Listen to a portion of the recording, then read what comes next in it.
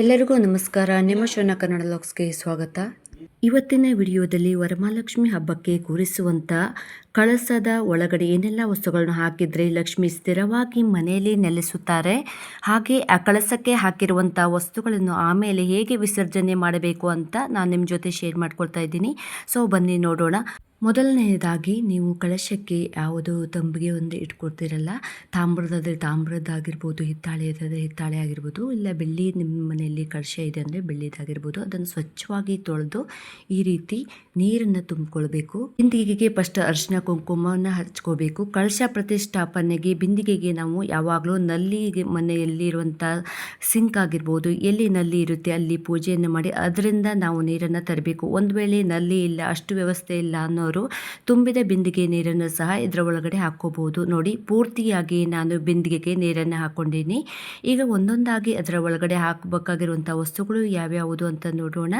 ಮೊದಲಿಗೆ ಅರಿಶಿನ, ಸ್ವಲ್ಪ ಕುಂಕುಮ, ಇದರ ಜೊತೆಗೆ ಸ್ವಲ್ಪ ಅಕ್ಷತೆ ಸೇರಿಸ್ತಾ ಇದ್ದೀನಿ. ಅರಿಶಿನ ಕುಂಕುಮ ಜಾಸ್ತಿ ಹಾಕಬೇಡಿ, ಯಾಕೆ ಅಂತಂದರೆ ಕಳಸನ ವಿಸರ್ಜನೆ ಮಾಡಿದ ಮೇಲೆ ಇದರ ಒಳಗಡೆ ಇರುವಂಥ ನೀರನ್ನ ತೀರ್ಥ ರೀತಿಯಾಗಿ ನಾವು ಸೇವನೆ ಮಾಡ್ತೀವಿ. ಒಂದು ಅರ್ಧ ಸ್ಪೂನ್ ಆದ್ರೂ ನಾವು ಸೇವನೆ ಮಾಡಬೇಕಾಗುತ್ತೆ. ಅದಕ್ಕೋಸ್ಕರ ಅರಿಶಿನ ಕುಂಕುಮನ ಜಾಸ್ತಿ ಹಾಕ್ಕೊಂಡಿಲ್ಲ. ಈಗ ಇದರ ಒಳಗಡೆ ಲಾವಂಚ ಬೇರನ್ನು ಸೇರಿಸ್ತಾ ಇದ್ದೀನಿ.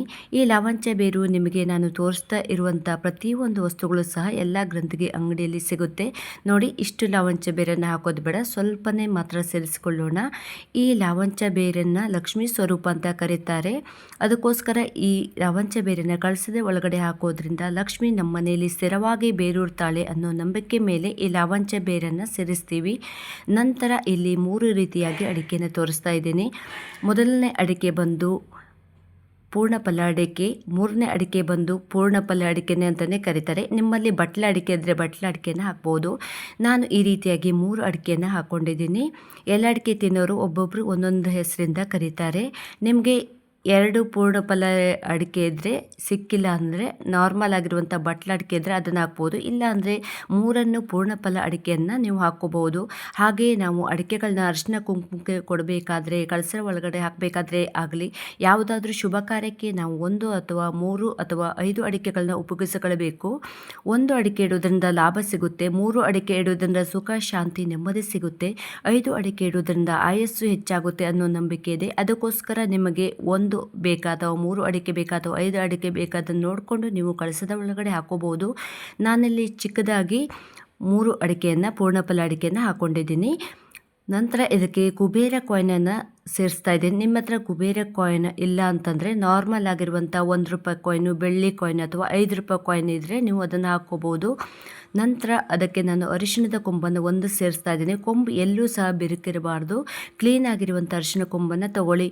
ನಾನು ತೋರಿಸ್ತಾ ಇದ್ದೀನಿ ನೋಡಿ, 3 ಕಡೆ ಚಿಗುರು ಹೊಡೆಯುವಂಥ ಅರಿಶಿನ ಕೊಂಬನ್ನು ಹಾಕ್ಕೊಳ್ಳಿ.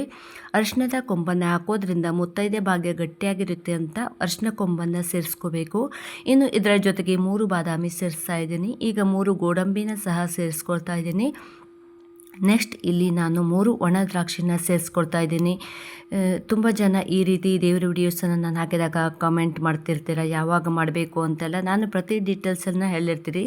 ಸೊ ವಿಡಿಯೋನ ಎಲ್ಲಿ ಸ್ಕಿಪ್ ನೋಡಿದಾಗ ಮಾತ್ರ ನಿಮಗೆ ಏನಂತ ಅದು ಅರ್ಥ ಆಗೋದು. ಹಾಗಾಗಿ ವಿಡಿಯೋನ ಎಲ್ಲೂ ಸ್ಕಿಪ್ ಮಾಡಿದೆ, ಆಗ ನಿಮಗೆ ಪೂರ್ತಿ ವಿಷಯ ಅರ್ಥ ಆಗುತ್ತೆ. ಇದಕ್ಕೆ 3 ಏಲಕ್ಕಿನ ಸೇರಿಸ್ಕೊಳ್ತಾ ಇದ್ದೀನಿ. ಏಲಕ್ಕಿನ ಲಕ್ಷ್ಮೀ ಸ್ವರೂಪ ಅಂತ ಪೂಜೆ ಮಾಡ್ತಾರೆ, ಅದಕ್ಕೋಸ್ಕರ ಏಲಕ್ಕಿನ ಸೇರಿಸ್ಕೊಳ್ಬೇಕು. ನಂತರ 3 ಲವಂಗ, ಆ ಲವಂಗದಲ್ಲಿ ಬರುವಂಥ ಸುವಾಸನೆ ಲಕ್ಷ್ಮೀ ದೇವಿಗೆ ಇಷ್ಟ. ಹಾಗೆ ಲವಂಗನೂ ಸಹ ಲಕ್ಷ್ಮೀ ಸ್ವರೂಪ ಅಂತ ಹೇಳ್ತಾರೆ, ಅದಕ್ಕೋಸ್ಕರ 3 ಲವಂಗ ಸೇರಿಸ್ಕೊಳ್ತಾ ಇದ್ದೀನಿ. 1 ಖರ್ಜೂರವನ್ನು ಸೇರಿಸ್ಕೊಳ್ತಾ ಇದ್ದೀನಿ. ಹಾಗೆ ಲಕ್ಷ್ಮಿಗೆ ಪ್ರಿಯವಾಗಿರುವಂಥ ಕಮಲದ ಹೂವಿನ ಬೀಜ 3 ಹಾಕ್ಕೊಳ್ತಾ ಇದ್ದೀನಿ. ನೀವು 3, 5 ಅಥವಾ 1 ಎಷ್ಟನ್ನು ಸೇರಿಸ್ಕೋಬೋದು. ಇವಾಗ 3 ಲಕ್ಷ್ಮಿ ಕವಡೆಗಳು ಸಿಗುತ್ತಲ್ಲ, ಅದನ್ನು ಹಾಕ್ಕೊಳ್ತಾ ಇದ್ದೀನಿ. ಆ ಕವಡೆಗಳು ಬಿಳಿಯಾಗಿರಬಾರ್ದು, ಸ್ವಲ್ಪ ಹಳದಿ ಬಣ್ಣ ಇರುತ್ತಲ್ಲ, ಅದನ್ನು ಲಕ್ಷ್ಮಿ ಕವಡೆ ಅಂತ ಕರೀತಾರೆ. ಅದಕ್ಕೋಸ್ಕರ ನೋಡಿಕೊಂಡು ಕವಡೆನ ತಗೊಂಡು ನೀವು ಕಳಸಕ್ಕೆ ಬಳಸ್ಕೊಳ್ಳಿ.